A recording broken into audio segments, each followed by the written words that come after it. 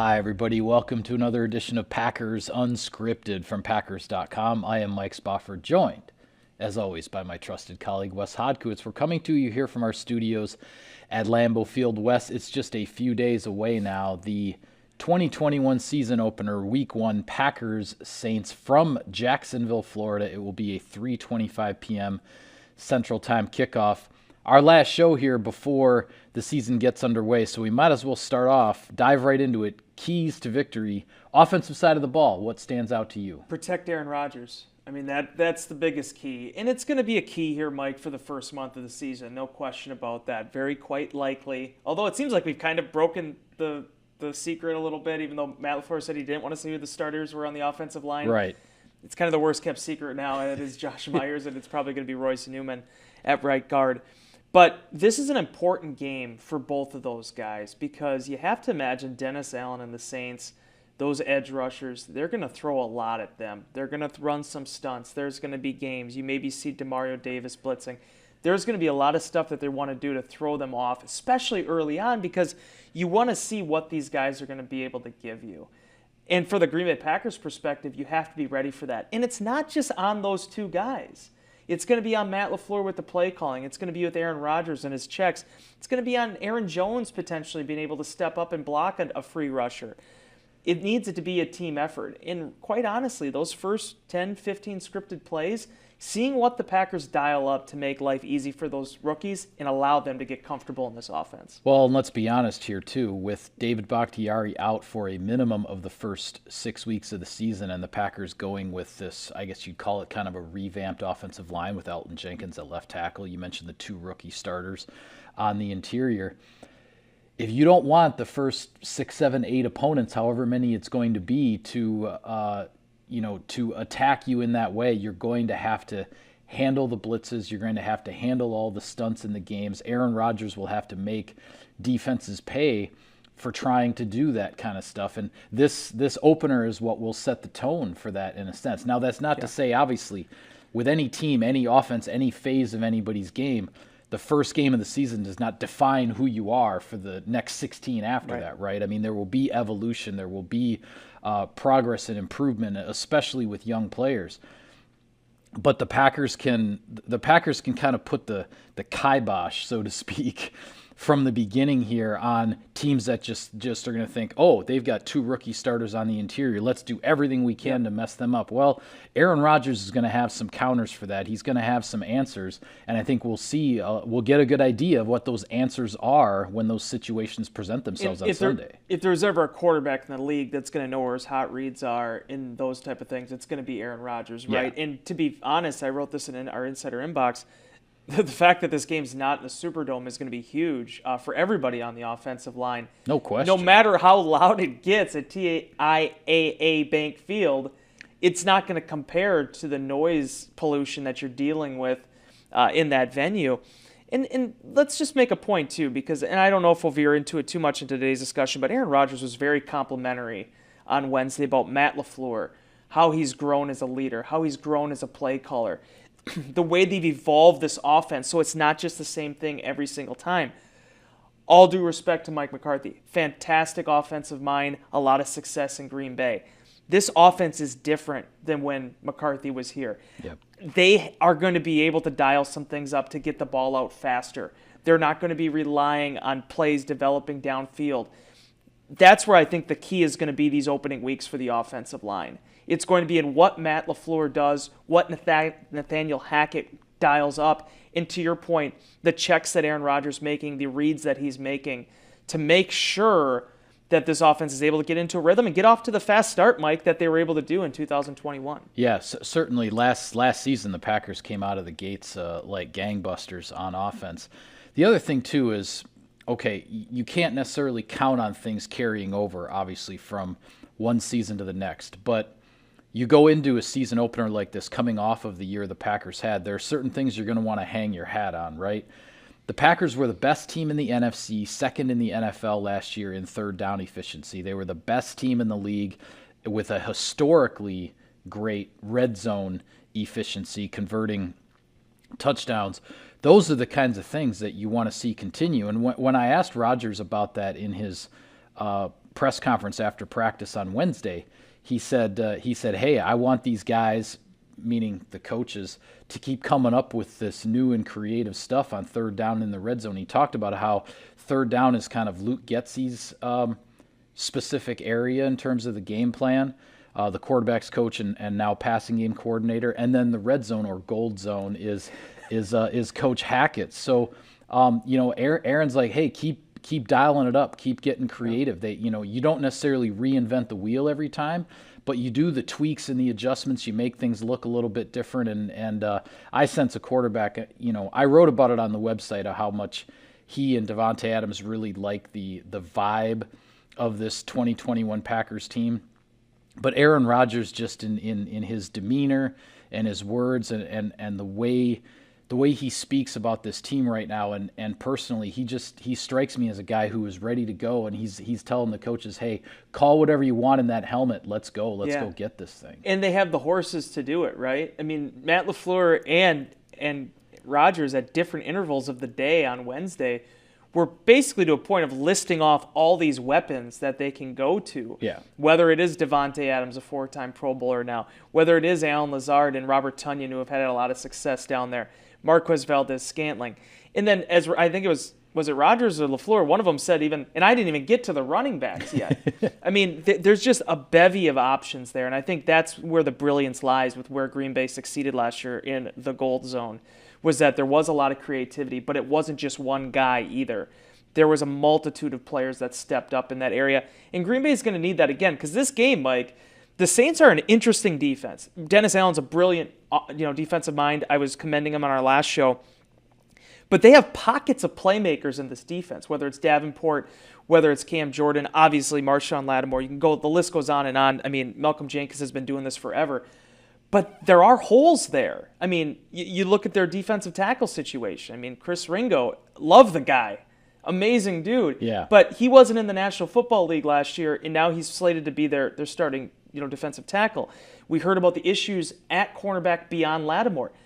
They're going to throw a lot at them, but the Packers need to be able to weather that storm early, because I feel like from a depth perspective, that could really propel them there in the second half. Yeah, the Saints did make a trade essentially for a starting corner. They picked up Bradley Roby from the Houston Texans. He won't be playing on Sunday against the Packers, but they are still putting in some work on that defense. And with regard to the red zone, when you have a guy like Davante Adams who ties a franchise record with 18 touchdown receptions, and yet that same year you have another guy who still reaches double digits in touchdown catches in Robert Tonyan with 11 last year, that says something to your point about just the options that Coach Hackett and Aaron Rodgers and everybody has down there in that area. Some shout-outs to the sponsors here, Wes. Sirius XM NFL Radio delivers hard-hitting analysis and up-to-the-minute NFL news that true football fanatics need 24/7,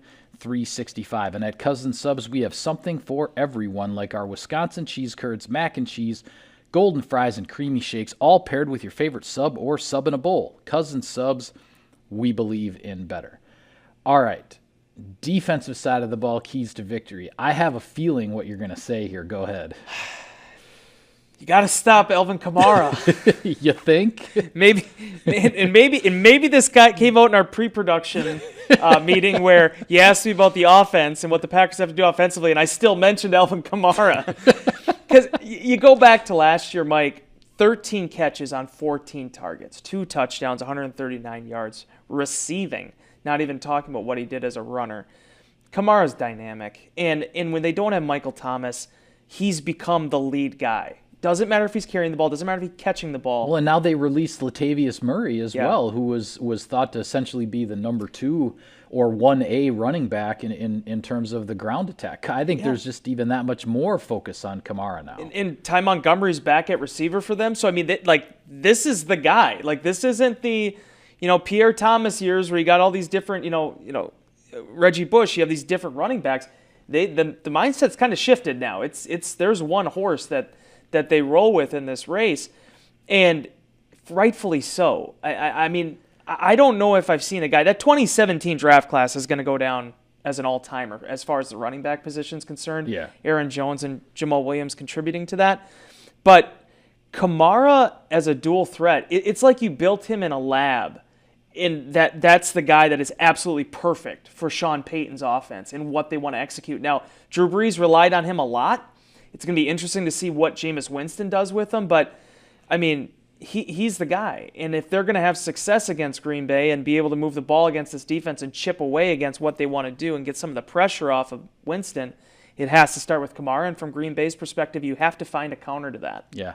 Not to get too far off track here from Sunday's game, but isn't that amazing that 2017 running back class that you have Kamara, who is a star in this league, was a third-round draft pick, Yep. and then Aaron Jones, another star and a Pro Bowler, was a fifth-round pick from that class. Chris and Carson was a those guys are seventh-rounder. two of the premier backs Yeah. in the NFL right now. Yeah.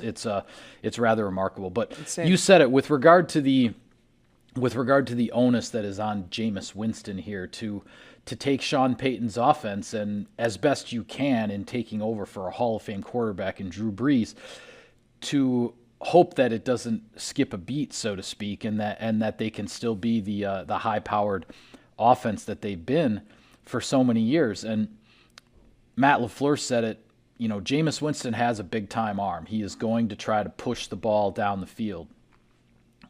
Packers certainly have to be ready for that. That's also one of the reasons that Jameis Winston has thrown a lot of interceptions in his career, because he will try to push the ball downfield. He will try to make some big things happen. And I know I'm kind of getting beat up in Insider Inbox a little bit with regard to my comment about Winston and his scrambling, that the Packers have to be ready for him to take off and run. Look, I'm not trying to make the point that Jameis Winston is a running quarterback, that he's like Lamar Jackson or something like that. But look at Winston's stats throughout the course of his career. He has a good handful, 5, 6, 7 games where he's had 40, 50, 55 rushing yards in a game. My point is that even if he only gets 25 rushing yards, so to speak, that right there could be 2 or 3 first downs in a game that Winston gets with his legs, that in a way that Drew Brees would not get the first down that way. Yes. That's the point I'm trying to make, that it's just a little bit of an added element that the Packers have to be ready for, along with that strong arm that will change things in terms of how you defend the New Orleans Saints. Without question. And Marv, if you're back there, put the Mike Spofford Let's Be Real moment of the week lower third on the screen.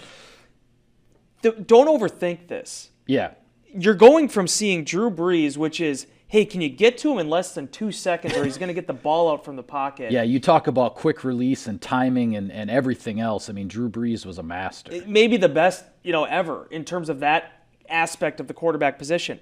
To now you're shifting to Winston, who has $1 million arm, can create if he needs to when the play breaks down. And I think historically, if you look at him, that tends to be where his escape, his release, everything has helped him from the turnover perspective when he is able to look downfield and just make something happen with his legs. Oh, and then, by the way, you still have the curveball of Taysom Hill in there as well. Yeah. My big point all week is I don't know what this is going to look like. I don't know exactly where this is all going to shuffle out. Maybe the Packers get 2 picks early on Winston. They get the ball rolling well in their direction. But the New Orleans Saints that the Packers have basically been preparing for the last 10 years, that's gone. You have a much different backfield that they're going to have to prepare for that you haven't quite seen. Yeah. Fortunately for Green Bay, they've had success against Taysom Hill, but Jameis Winston, they've only played him once. 2017, I believe it was. This is a new type of challenge. And he came in here and won that year too, I believe. Yeah, absolutely. Well, it's interesting that with Winston's track record with the interceptions and whatnot that have plagued him during his career, that this becomes the first game for the Packers with new defensive coordinator Joe Barry, because one of the reasons that Matt LaFleur changed defensive coordinators is he wants to take the football away more. He wants a defense that is going to generate more turnovers. The Packers led the league last year in fewest giveaways on offense with only 11, yet they finished the regular season only +7 in turnover margin, which is a very modest plus number on that side when you have the fewest giveaways in the league. 18 takeaways was in like the bottom third of the league in terms of takeaways defensively. The Packers want to ratchet that up this year. That's one of the tasks that is a high priority for Joe Barry with this defense. If those opportunities present themselves, they have to take advantage. But also, I think we're going to see a Packers defense that's going to try to force the issue a little more, try to force some of those mistakes, particularly from a quarterback with a track record like Winston. Well, you just think of all the bells and whistles this defense has too, right? Whether it's the outside pass rush, 3 guys who are all bona fide starter quality players in this league. I think Rashawn Gary's right there now too. You have a Pro Bowl nose tackle in Kenny Clark that can push the pocket when he's healthy. Has finished as strong as any nose tackle in the National Football League the last few years, but trying to pull that across an entire season, right? Jair Alexander, an All-Pro at 23 years old. The defensive secondary. There is talent everywhere, Mike, and at certain points, when you have that much talent, there's going to be the expectations. The expectations to be a defense that dictates games, that takes the ball away. This is a great first test because it's a high-risk, high-reward matchup. Winston can throw the ball as well as anybody in this league, and he can easily put up 400 yards against your defense if you're not paying attention. Yep. But he also can give you some opportunities. When those opportunities present themselves, because it's going to happen. I'm not saying it's going to be every play, but there's going to be a few moments where, whether it's the safeties, the corners, they're going to have a chance to make a play on the ball. It's about making sure that they can execute in those moments. And I think when you bring it back to Joe Barry, the structure of the defense allows guys to be able to do that without forcing them to take chances. Yeah. Well, phase number 3, of course, is special teams, and this is a starting over process in a lot of respects for the Packers. You have a new coordinator on special teams in Maurice Drayton, a new punter in Corey Bojorquez. Obviously, your old standby at kicker, Mason Crosby, still going strong. New returners, like we talked about previously with Amari Rodgers, Kylan Hill, 2 rookie draft picks in that phase. Tell me just your initial thoughts. What are you looking for from the Packers special teams in this debut of that phase of the game? It's hilarious, right? Because you have all these different things you can talk about, and the thing I'm most interested in seeing is the coverage units and just seeing how they handle things. Because, yeah, there were some breakdowns, and I know that's an easy bone for people to kind of pick because it's preseason and you're just watching it, you're trying to find things to look at and diagnose. But a lot of those guys, Mike, let's be honest, they aren't here anymore, or they're on the practice squad at this point. You do have Oren Burks. You have Ty Summers. You have Henry Black. Malik Taylor's back. They have a core there that has been around for some time now. That core needs to help galvanize that entire unit. You can't have the breakdowns anymore. Your punts need to be where they need to be placed. And if it isn't, you need to have people that are stepping up to make those plays. That's the big key for this one because, Mike, this is a Saints team that's not going to give you much room for error with Deontay Harris back there. He's going to hurt you if you give him an opportunity to. Yeah. What you just said with regard to the directional element of things, that's one area where with the new punter I'm curious to see how that goes because the Packers aren't just going to let Bojorquez stand back there and swing away. I mean, the guy could drill it 65, 70 yards probably every time, but you do that gives a guy like Harris that head start because the coverage can't get down there to close off those gaps. So the directional punting and all of that, how that goes with a new guy in the mix here, I think is something to watch. And then obviously on kickoffs, you hope when it's 80 plus degrees, I guess it's supposed to be mid 80s on Sunday in Jacksonville. You hope Mason Crosby can just give the kickoff coverage unit some time off. I mean, just boot the ball, take the touchbacks, and focus on some of those other areas. Yeah, and at 37, he still seems to be really strong in that phase of the game. It's not like the Adam Vinatieri thing where you need to start having a punter that can handle that. I mean, Crosby's solid. Yeah. And they were really careful with how they used his leg. Obviously, they liked J.J. Molson. They kept him around the practice squad. They were careful with how much he was kicking off during the preseason. So I think he's going to be fresh. If you look historically, Mason's been a really strong kickoff guy at the beginning of the season, so I don't expect any hiccups there. And just to make this point too, Mike, when you look at Bojorquez, this is an interesting spot because the guy's coming off like a picture-perfect preseason. I understand Denver and Mile High and everything like that and the air whatnot. But 2 punts at the 1 yard line that he was able to get out of bounds, ending the preseason with almost a 52 net average. In my opinion, you should end up seeing the best Corey Bojorquez that you're going to see. This is a guy that competed all summer with Johnny Hekker for that job with the Rams.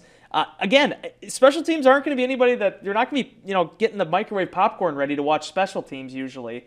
But I really feel like this is a new day for them and seeing how these pieces fit. And if they can turn that page, just one solid performance, one good day on coverage units could go a long way for building and kind of making a different taste in this team's mouth going into the season. Yeah. Well, we'll close on this. The statistic you want to see, aside from the numbers on the scoreboard, that will tell you the Packers are winning this game. Davante Adams having, probably 100 yards and a touchdown, because that means he got to Marshawn Lattimore. Or the Packers found opportunities to get him open and get the offense moving. Davante is at the peak of his powers right now. I wrote about it this week. A lot of people have talked about it. 28 years old. He's in a contract year. Obviously, that was one of the other subtle headlines of this offseason. If he's able, this is a great test for him against Lattimore. But that cornerback room kind of is Lattimore right now. Yeah. So seeing how the Packers stress him, and if they can still find ways to scheme Adams open and Adams can work himself open, that's a great indicator if Green Bay is going to have success in this game. I say it's +2 in turnovers. And I know turnovers are always a big one. You can always point to it. But the fact that the Packers, as I said, led the league in fewest giveaways last year. Now you're facing a quarterback like Winston. And last year's game down in New Orleans hinged on Zadarius Smith forcing that fumble from Taysom Hill. That's what changed that game in the fourth quarter, and the Packers were able to come out on top. I say +2 on Sunday in turnovers, and the Packers get the victory. It's fun. It's fun that we're back at this moment. I say this to you every year, Mike. It's incredible how quickly the offseason goes and how much we're back just focused on football again. And for Green Bay, this is the beginning of a gauntlet, and it's going to be a 12-week gauntlet to get to that bye, but my goodness. I mean, you listen to the guys talk, you listen to Aaron Rodgers, speaking about the focus of that locker room, the feel of this team right now. Davante Adams saying it's the hungriest team that he's been around so far.